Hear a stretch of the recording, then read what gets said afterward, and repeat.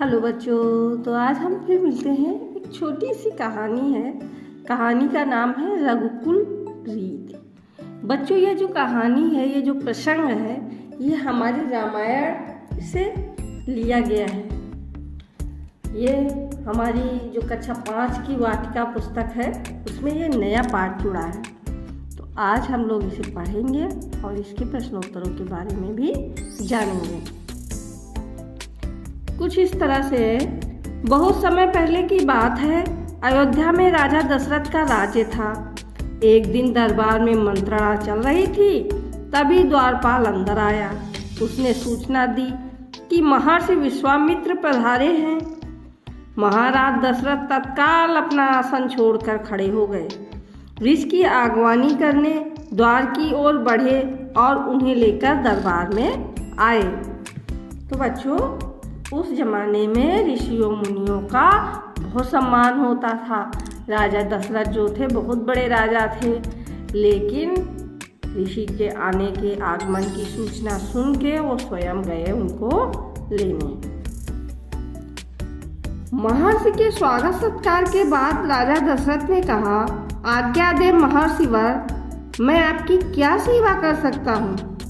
राजन, मैं जो मांगने जा रहा हूँ उसे देना आपके लिए कठिन होगा। विश्वामित्र बोले, आप आज्ञा दीजिए महर्षि, मैं उसे पूरा करने के लिए तत्पर हूँ, बिल्कुल नहीं हिचकूंगा। राजा दशरथ ने कहा, मैं एक यज्ञ कर रहा हूँ। अनुष्ठान लगभग पूरा हो गया है, लेकिन 2 राक्षस उसमें बाधा डाल रहे हैं। मैं जानता हूँ कि उन राक्षसों को केवल एक ही व्यक्ति रोक सकता है, वह राम है। आप अपने ज्येष्ठ पुत्र राम को मुझे दे दे, ताकि यज्ञ निर्विघ्न पूरा हो सके। विश्वामित्र ने कहा। राजा दशरथ पर तो जैसे बिजली ही गिर गई। वह अचंभित रह गए। उन्हें उम्मीद ही नहीं थी कि मुनिवर उनके प्रिय राम को मांग लेंगे। दशरथ चिंता में पड़ गए। तो बच्चों, जो राजा दशरथ थे, वो अपने बड़े पुत्र राम से बहुत अधिक प्रेम करते थे। राम उनके पुत्रों में सबसे बड़े थे। विश्वामित्र दशरथ की दुविधा समझ गए। उन्होंने कहा, मैं राम को केवल कुछ दिनों के लिए मांग रहा हूँ। यज्ञ 10 दिन में संपन्न हो जाएगा।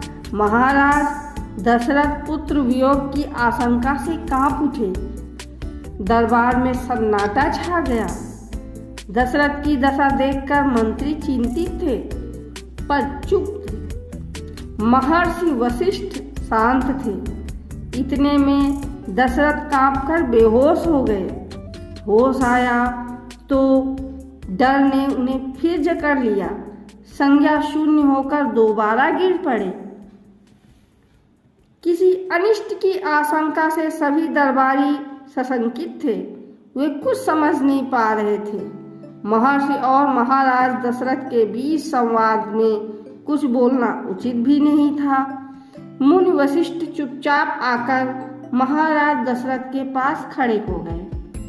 बच्चों, दशरथ राम से बहुत प्रेम करते थे, लेकिन जब ऋषि मुनि उस जमाने में आते थे, जो मांगते थे, तो राजा महाराजा उनको देते थे। अगर नहीं देते थे तो वो लोग क्रोधित होकर श्राप दे देते थे और समाज की भलाई के लिए भी जाना पड़ता था। थोड़ी देर बाद दशरथ की चेतना लौटी तो उठे। स्वयं को संभालते हुए उन्होंने महर्षि विश्वामित्र से विनती की, महामुनि, मेरा राम तो अभी 16 वर्ष का भी नहीं हुआ है। वह राक्षसों से कैसे लड़ेगा? राक्षस मायावी हैं। वह उनका छल कपट कैसे समझेगा? उन्हें कैसे मारेगा? इससे तो अच्छा यही होगा कि आप मेरी सेना ले जाएं। मैं स्वयं आपके साथ चलूँगा, राक्षसों से युद्ध करूँगा। मैं राम के बिना नहीं रह सकता महामुनि, एक पल भी नहीं। आप राम को छोड़कर जो चाहे मांग ले, उसे मत ले जाइए। महर्षि विश्वामित्र ने कोई प्रतिक्रिया व्यक्त नहीं की। राजा की बात सुनकर ऋषि ने कुछ भी नहीं कहा, चुप रहे। उन्हें अपने यज्ञ के नियम याद थे। क्रोध करने से यज्ञ खंडित हो जाता, अनुष्ठान अधूरा रह जाता। महर्षि विश्वामित्र बोले, आप रकुल की रीत तोड़ रहे हैं राजन, वचन देकर पीछे हट रहे हैं।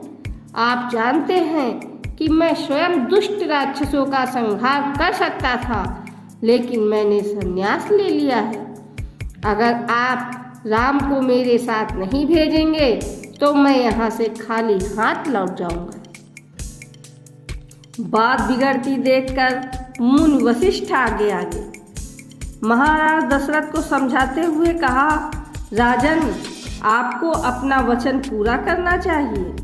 रकुल की रीत ही है, प्राण देकर भी अपने पूर्वजों ने वचन निभाया है। आप राम की चिंता न करें, महर्षि के होते उनका कोई कुछ नहीं बिगाड़ सकता। महाराज दशरथ की चिंता कुछ कम हुई, पर मन अब भी खिन्न था।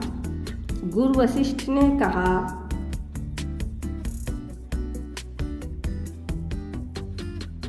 महाराज, महर्षि विश्वामित्र सिद्ध पुरुष हैं, तपस्वी हैं, अनेक गुप्त विद्याओं के जानकार हैं। वह कुछ सोचकर ही यहाँ आए हैं। राम अनेक नई विद्याएं सीख सकेंगे। आप राम को महर्षि विश्वामित्र के साथ जाने दें, राम को उन्हें सौंप दें। दशरथ ने मुनि वशिष्ठ की बात दुखी मन से स्वीकार कर ली, लेकिन वह राम को अकेले नहीं भेजना चाहते थे, क्योंकि वो राम के प्रति बहुत ही चिंतित थे। तो उन्होंने क्या किया, विश्वामित्र से आग्रह किया कि वे राम के साथ उनके छोटे भाई लक्ष्मण को भी ले जाएं। महर्षि विश्वामित्र ने महाराज दशरथ का यह आग्रह स्वीकार कर लिया। राम और लक्ष्मण को तत्काल दरबार में बुलाया गया। महाराज दशरथ ने उन्हें अपने निर्णय की सूचना दी। दोनों भाइयों ने सिर झुकाकर उसे सहर्ष से स्वीकार कर लिया। इसकी सूचना माता कौशल्या को दी गई। बताया गया कि राम और लक्ष्मण महर्षि विश्वामित्र के साथ वन जा रहे हैं। नितांत गंभीर माहौल में स्वास्थ्य वाचन हुआ, शंख ध्वनि हुई, नगाड़े बजे। महाराज दशरथ ने भावुक होकर दोनों पुत्रों का मस्तक चूमकर उन्हें महर्षि को सौंप दिया। दोनों राजकुमार बिना विलंब किए महर्षि के साथ चल पड़े। बीहड़ और भयानक जंगलों की ओर विश्वामित्र आगे आगे चल रहे थे। राम उनके पीछे थे। लक्ष्मण राम से 2 कदम पीछे, अपने धनुष संभाले हुए, पीठ पर तूरीण बांधे, कमर में तलवारें लटकाए। तो बच्चों, ये थी कहानी, ये प्रसंग था हमारी धार्मिक पुस्तक रामायण के। तो बच्चों, इस पाठ का थोड़ा प्रश्नोत्तर भी देख लिया जाए।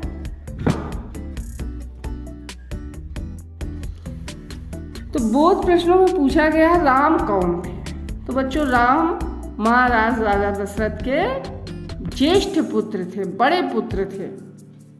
विश्वामित्र ने महाराज दशरथ से राम को क्यों मांगा? क्योंकि उनके यज्ञ में राक्षस जो थे विघ्न डाल रहे थे। विश्वामित्र अपना क्रोध क्यों नहीं व्यक्त कर रहे थे? क्योंकि क्रोध करते अगर वो तो उनके यज्ञ का फल नष्ट हो जाता, उनका यज्ञ पूरा ना होता। गुरु वशिष्ठ ने महर्षि विश्वामित्र के साथ रहने पर राजकुमार राम को होने वाले लाभों के बारे में महाराज दशरथ को क्या बताया? गुरु वशिष्ठ ने बताया कि ये महान जो ऋषि हैं, ये बहुत महान हैं, तपस्वी हैं, ज्ञानी हैं। इनके पास कई विद्याएं हैं जिनसे राम को लाभ होगा। ये सिखाएंगे, इनके रहते हुए राम को कोई भी नुकसान नहीं होगा। पाठ में आए नामों के लिए कुछ सम्मानजनक शब्द लिखे गए हैं। उन्हें छाट कर नीचे लिखे नामों के सामने लिखिए। जैसे विश्वामित्र है तो महर्षि विश्वामित्र, राजा दशरथ, गुरु वशिष्ठ। इसी तरह बच्चों इस पाठ के प्रश्न उत्तर है। तो ये पाठ समाप्त हुआ। आपको ये पाठ कैसा लगा हमें कमेंट करके ज़रूर बताएं। और आप क्या चाहते हैं, कैसे पाठ कैसे वीडियो बनाए जाए, हमें ये भी बताएंगे तो बहुत अच्छा लगेगा। हम अपने वीडियो में सुधार भी करेंगे। बाय बाय बच्चों।